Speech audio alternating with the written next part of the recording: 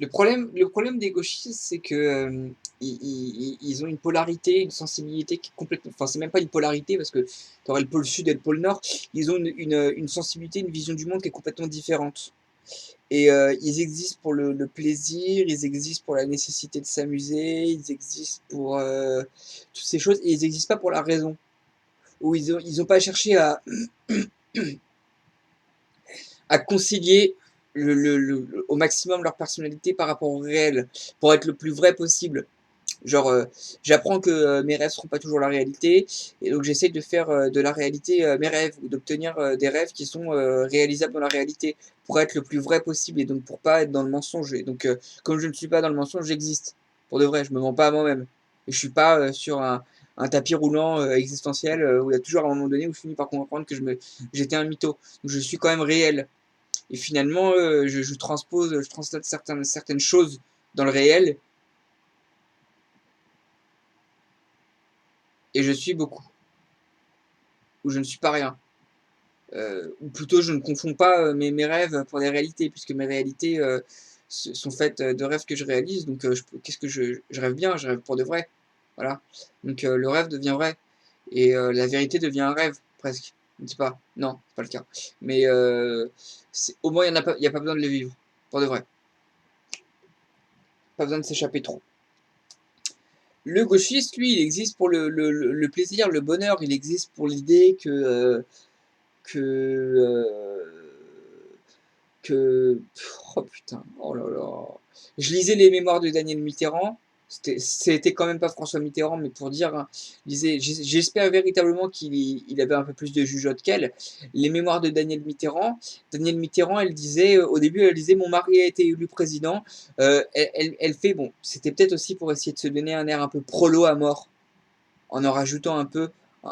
J'espère, mais j'ai peur. Elle fait, mon mari a été élu président. Ce n'est pas, ce n'est, tout le monde s'exclame, tout le monde fait du bruit, tout le monde en parle à la télé. Bon, écoutez, je ne vois pas ce que cela change, mis à part le fait qu'il ait changé de bureau. C'est ça qu'elle dit, premièrement. Donc déjà on voit, hein, voilà, c'est le monde magique des bisounours. Son mari, il a été élu président. Elle voit pas trop pourquoi tout le monde s'exclame. Il a juste changé de bureau. Son bureau serait un peu plus grand, c'est tout. Non, il a changé de bureau. Et d'ailleurs, elle a dit à ce sujet de bureau, il a été obligé de prendre son agrafeuse pour la mettre sur un autre bureau. C'était limite ça, tu vois. Donc c'était son idée, premièrement. Secondement, et puis c'était quand même président socialiste, hein, c'était pas président républicain, alors qu'avant on avait un autre président républicain. Secondement, il disait, je me souviens d'une chose de mon enfance qui reste toujours en moi et que je croirai toujours, c'est que comme gravé dans ma tête sont les tables de multiplication. Pour rappel, elle a pas fait beaucoup d'école, hein, elle a pas fait beaucoup d'études, donc pour elle les tables de multiplication c'est quand même déjà la base, et c'est déjà à peu près tout, et c'est déjà probablement resté dans sa tête, sachant qu'à l'époque il n'y avait pas de calculatrice. Donc elle était obligée de se servir de table de multiplication. À l'époque, on devait calculer plein de trucs, hein. Les choses ne nous étaient pas aussi facilement calculées ou calculables. C'est vrai en plus, hein. À l'époque, on a oublié, parce que même sur l'ordi, on ne sert pas vraiment la calculatrice, mais à l'époque, il fallait quand même se servir des tables, je me souviens, on en avait besoin. Pour des trucs d'ailleurs qu'on a oubliés, je sais plus, genre... bref.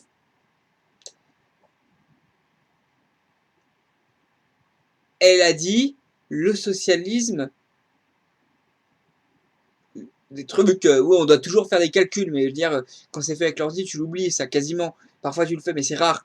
Elle a dit, le socialisme, pour moi, non pas le socialisme, la réalité pour moi, c'est que comme 2 fois 2 font 4, ou 4 fois, je sais pas, 4 fois 4 font 16, un truc comme ça, le socialisme,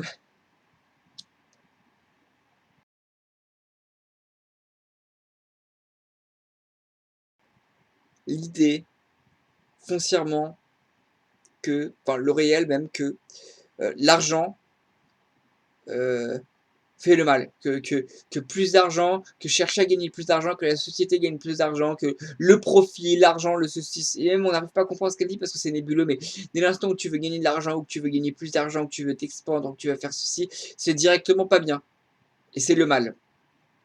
et c'est mauvais pour la société et le monde. Voilà. Alors que et à un moment donné, et qu'est-ce qu'elle a fait? Je vous rappelle, elle n'avait pas de travail. Hein. C'était son mari qui payait tout pour elle. Elle a jamais cherché à être quoi que ce soit. Donc elle croyait véritablement que son mari avait simplement changé de bureau.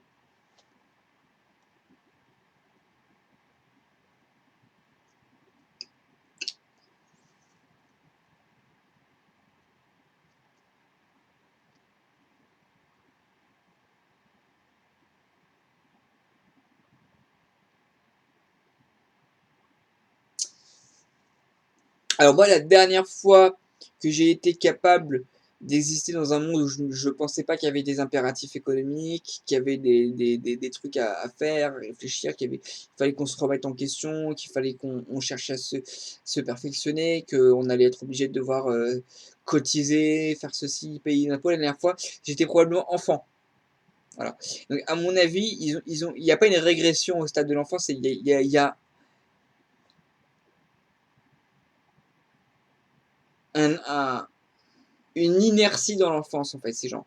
Que ce soit Annal Génocide, Ludovic Torbet, Frédéric Mitterrand, enfin Daniel Mitterrand, pardon, Daniel Mitterrand, tout cela, c'est inertie dans l'enfance. Inertie dans l'enfance. Tous les gauchistes, vraisemblablement, pas tous, mais beaucoup. Surtout les étudiants. Surtout les étudiants. Les étudiants, vraiment, eux, c'est le cas le plus impressionnant parce qu'on leur donne beaucoup la parole. Hein. Inertie dans l'enfance. Inertie dans l'absence de rationalité. Voilà, et on va reprocher aux chefs d'entreprise de devoir travailler. Non pas qu'ils soient blancs comme neige, hein, ça peut être un enculé, mais on va reprocher au président de devoir travailler. Au monde de. Mais je veux dire,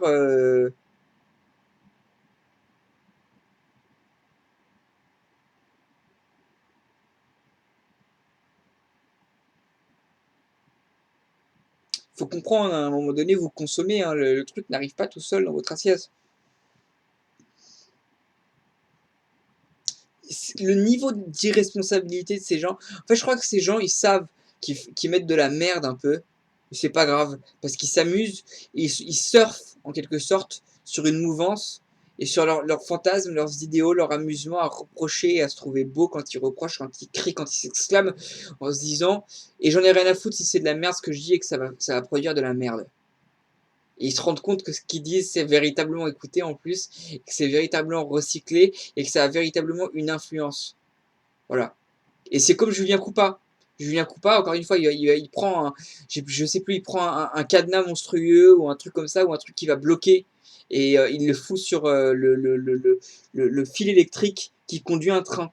Et il fout un cadenas énorme, une molette, ou un espèce de truc qui pèse 200 kilos, il l'accroche contre le poteau, contre le fil du poteau d'un train, qui est accroché comme ça, et le train il est accroché, c'est des vieux trains, et il sait comme ça, soi-disant pour faire un coup, pour reprocher ou je sais pas quoi, que le train va dérailler. Et que le crâne du conducteur va se faire littéralement exploser avec probablement 48, peut-être 200, peut-être 1000 personnes dans le train. Il y a eu des morts, hein, je crois bien. Et des gens qui seront paraplégiques à vie ou qui auront le crâne complètement défoncé et qui s'appelaient pas Jacques Chirac ou je sais pas trop quoi, mais simplement une pauvre dame. Et il s'en bat les couilles parce qu'il ne verra pas les victimes, vraisemblablement. Voilà. Et c'est le niveau du gauchiste, en fait.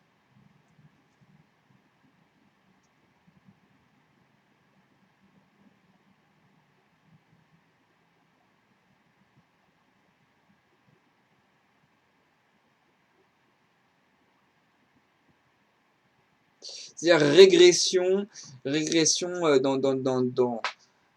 le pire, c'est que comme ils ont des profs gauchistes, mais moi, même face aux plus gauchistes, même face aux plus gauchisants, même face aux plus marxistes de tous les professeurs de sociologie ou d'économie, même d'histoire, malheureusement, hein, moi j'ai mal vécu parfois d'avoir une prof de gauche. Parce que je me disais, voilà, si elle va te montrer certains trucs que à ton âge tu n'auras, enfin même quelque chose tu n'aurais pas pu découvrir toi-même, tu n'as pas encore vu, et tu vas croire que tu découvres certaines choses alors que tu vas les découvrir selon ses occurrences, selon ses biais, ses jugements, selon ses idées à elle, et toi tu vas croire que le monde il est comme ça, alors qu'en fait tu vas visiter son monde de gauchiste. Et malgré tout, il y aura des trucs qui vont. Et ça me torturait, hein, ça me terrorisait, ça me faisait peur. Il y a des trucs de gauchistes que tu n'auras pas, parce que tu sais très bien qu'il y a des trucs, tu les démontes, tu les vois à peu près tout d'ailleurs, tu vois que c'est de la merde ce qu'elle dit, que c'est de la merde de gauchiste. Donc tu sais que c'est faux. Donc tu comprends que c'est faux. D'accord? C'est comme si tu apprenais une langue, et non, parce qu'avoir un accent, c'est pas grave, mais que tu avais un professeur qui a un mauvais accent, tu vois, et que tu apprends la langue avec un mauvais accent, mais c'est pas, enfin non, c'est pas ça. Si c'était ça, c'est pas grave, hein, parce que c'est juste un mot. Et quand il s'agit de ton raisonnement, des mots qui sont dans ta tête, mais qui sont des mots dont on ne prononce pas le nom, hein, n'est-ce pas? Qui sont même plus que ça. Il s'agit de raisonnement, d'idées, qui vont construire ton architecture psychique. Enfin, même plus que ça, quoi. C'est énorme, c'est gigantesque. Quand tu te retrouves avec des idées remplies de polonium 238, hein, de putain de radiation infecte, gauchisante, qui sont, je préférerais boire de l'acide de batterie. Voilà, je préférerais ouvrir une pile alcaline avec de l'acide rouillé à l'intérieur et le boire pour dire que leur truc, quoi, non, quand même pas. C'est quasiment ça, on va dire. Quasiment ça, quand même. Je rajoute, parce que ça me tuerait probablement. Mais quand tu vois ce qu'ils font là, et tu te dis, voilà, ils vont avoir des idées de gauchistes, et il y en a certaines, je vais les découvrir, et je vais croire que c'est pas complètement gauchiste, mais que c'est simplement la réalité, parce que ma vigilance ne pourra jamais tout percevoir et s'immuniser contre tout. Il y a toujours des trucs qui vont passer à côté de mon, tu vois, à côté de mon jugement que j'aurais. Un peu comme si histoire, on n'a plus de pétrole dans 30 ans. Ça fait 45 ans que vous le racontez, les mecs. Enfin, ce moment, on a toujours, et on va faire une transition. J'ai pas dit que voilà, vous avez compris. On en trouve encore du pétrole, plus ou moins. Voilà. Puis après, on le remplacera. C'était pas un aussi grave problème que vous le prétendiez. C'est pas le cas. Voilà, c'est tout. Et c'est les mecs qui aiment l'argent qui vont régler le problème ou qui vont l'améliorer. Parce que c'est tout. On a appris à forer de plus en plus de pétrole et à gâcher moins de pétrole. Et on peut revenir sur d'anciens geysers, d'anciens gisements et en racler plein. Parce qu'à l'époque, on pouvait pas tout prendre. Qu'on en découvre toujours des nouveaux. Et que vous avez fait croire ça et qu'on avait vraiment cru qu'il y aurait plus de pétrole dans 30 ans, que ça fait 45 ans que vous le racontez. Il y a toujours une merde qui échappe à ta vigilance. Quel que soit ton dévouement psychique et intellectuel pour la cause rationaliste, t'as toujours une merde qui échappe à ta vigilance. Parce que c'est des trucs qui sont évidents, mais des trucs qui passent sous le radar. Tu vois, ils sont mieux défendus. Ils sont défendus avec des tests de base rationalistes. Ils sont, bref, vous avez compris. Quand tu vois ça, ça t'écœure. Mais toi, de base, tu voulais déjà te protéger contre ça. Et quand tu sais que eux, ils veulent le recevoir, ça, et tu te dis, il devrait quand même être face à la cause rationaliste au bout d'un moment. Mais comme de toute façon, la théorie, elle aura toujours, elle n'aura qu'à faire reposer ses pattes que sur de la théorie. Il faudra toujours que leur raisonnement réussisse à passer, à passer quelques batteries de tests, quelques tests, tu vois, à survivre à un rasoir de cam. On va mettre un rasoir de cam. C'est-à-dire, on va essayer de foutre ton, ta théorie gauchiste, on va essayer de la passer au crible. On va lui mettre quelques tests, on va lui poser quelques questions, et des questions un peu rigoristes, un peu rigoureuses. Et si c'est relativement passable, ça irait, pour les plus rationalistes d'entre eux. Sinon, on pensera que c'est quand même du bisounours et on l'écartera. Et ils cherchent pas à être complètement terre à terre par rapport au truc, tu vois. Donc il y a toujours des merdes qui filtrent, mais encore plus pour eux.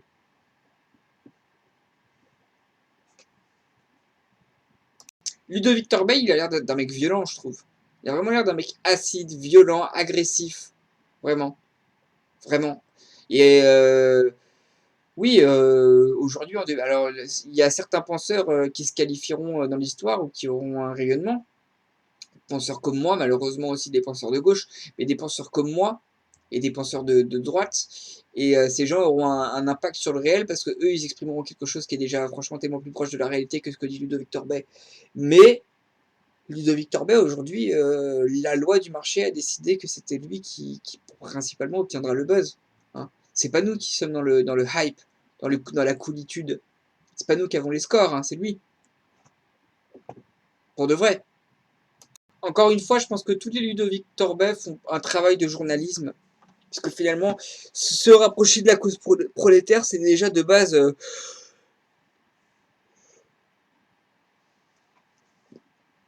manquer de rigueur rationnelle et ne pas chercher à tendre vers la rigueur rationnelle souvent. Et au final, j'espère que eux, avec l'embourgeoisement, mais c'est vrai que YouTube nous raquette quand même un peu, hein. Dire la vérité, c'est rentable, hein, leur entreprise de base. Bon, je vais pas dire plus parce que je vous l'ai déjà dit, j'ai peur de mon hébergeur. Pour de vrai, j'ai peur de lui. J'ai raison. Mais c'est pas les petits Ludovic Torbet qui peuvent avoir peur. Moi, il y a des vidéos, je les sortirai jamais parce que YouTube n'aurait pas le droit de les mettre. Et YouTube m'autoriserait à les mettre si j'étais en Amérique parce que c'est légal, je te jure que c'est légal. Mais si j'étais en France, j'aurais pas le droit de les mettre et je les mettrais pas parce que YouTube a peur de la loi. Et la loi, elle, a peur du candidaton et le candidaton, il est influencé par le diable. Et le diable, il a fait circuler la peur. Donc maintenant, on n'a plus le droit de dire certaines choses et on sait pas pourquoi. Et les Ludovic Torbet, eux, ils surfent dessus. Hein. J'espère que l'embourgeoisement de la profession de youtubeur, j'espère qu'ils vont apprendre à rendre leur entreprise rentable. J'espère qu'on va avoir des petits mecs, des petits trentenaires ou quarantenaires peut-être sur le tard, en blouson de cuir, qui sont des motards et qui viennent et qui fument peut-être des clopes ou qui bouffent des chewing-gums au tabac. Qui viennent, qui aiment peut-être fréquenter les pubs et qui ont un côté un peu bobo, bobo friqué sur les bords, mais pas bobo qui fait pitié, tu vois. Genre un peu bobo parce que bon, il essaie d'être branché, tu vois. Alors, bon, ça se perdra cette explication-là, mais bref. Qui viendront et qui essaieront de reprendre en main leur truc, tu vois. Genre de reprendre en main. Un peu comme on a eu des bobos qui sont probablement occupés de faire des clips vidéo ou des trucs comme ça pour certains rappeurs, ouais. Ou des machins comme ça, tu vois, à mon avis, tu vois, ou quelques bobos qui faisaient des films à la Tarantino ou des machins qui. Bon, Tarantino, je le déteste, il me dégoûte. Mais bref, on a des trucs comme ça, cette génération-là, un peu, tu vois, un peu, qui vont essayer de revenir et de les reprendre en main. Pour être leur manager, pour être leur je sais pas trop quoi, et de les reprendre en main. Et je pense que comme on a vu des artistes être starifiés sur YouTube, parce qu'ils commencent à faire du chiffre et qu'il y a des gens qui vont filmer pour eux avec des caméras spéciales qui vont monter pour eux, comme on a vu des rappeurs faire ça, des youtubeurs faire ça, j'aimerais bien que tous les Solange te parle, tous les Ludovic Torba, tous les machins, ils se fassent prendre en main comme ça par des bobos friqués, pour qu'ils leur expliquent, tu vois, qu'ils les prennent par la main, enfin, je vais t'expliquer comment ça fonctionne quand on gagne de l'argent, t'inquiète pas, on est toujours des bobos et tout, mais tu vas voir, c'est mieux avec du fric, et qu'ils leur expliquent certains trucs lucides quand même, tu vois, malgré tout. Faut savoir que Cyprien, il est profondément nocif, et Cyprien, c'est du terrorisme intellectuel, hein, ce qu'il fait sur YouTube. C'est du terrorisme. Cyprien, il a fait qu'il y ait de la merde dans votre assiette, pour de vrai. Et n'allez pas me dire, le type, il a retrouvé un bout de merde dans son café, parce qu'il y a un type, il s'est amusé à acheter un bout de merde dans la machine à café à l'usine. Et après, le mec qui répond, ouais, c'est parce que ça bouge trop vite. Non, non, non, non. C'est pas parce que ça va trop vite. Hein. C'est pas parce que YouTube va trop vite que Cyprien n'a pas mis de la merde. Cyprien a infiltré le CNC et il a donné des dons et des partenariats du CNC à des gens de gauche, puisqu'il est de gauche. Et quand le CNC voit qu'on recommande certaines personnes, YouTube les met sur le devant. Eux-mêmes, ils ont plus d'assurance. Ils se font recommander entre eux. Ça a un impact énorme, même financier. Hein. Vous avez fait arriver de la merde dans l'assiette des autres et vous saviez pertinemment que répéter tout ce que vous répétiez à longueur de temps, c'était dégueulasse.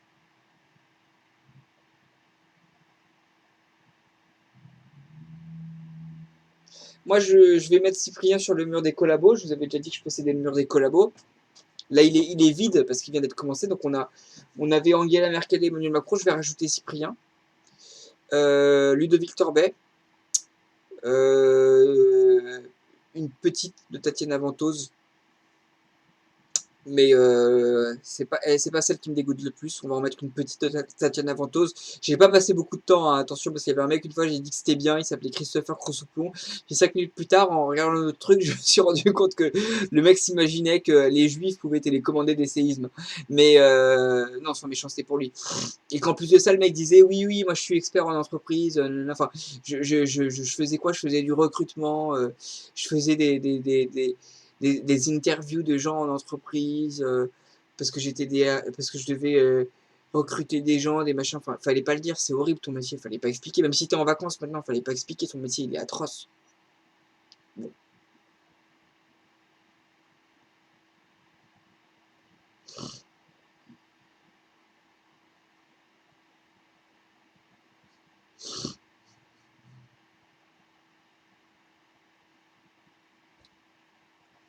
Bon, au passage, alors, est-ce que l'influence d'Idriss Aberkan sur YouTube est néfaste? Peut-être, je sais pas. Moi, Idriss Aberkan, maintenant que j'ai compris ce que c'était, je veux plus jamais en entendre parler, c'est horrible. Mais c'est vrai que l'espace d'un instant, ça m'a un peu amusé, c'était nouveau. Idriss Aberkan est un gourou, hein, qui fait croire aux gens qui sont intelligents, alors qu'il leur fait littéralement écouter de la merde, simplifiée. Bonne capillaire des ingénieurs de Silicon Valley qui boivent du vin et qui dégustent des plateaux de fromage pour être que des bobos.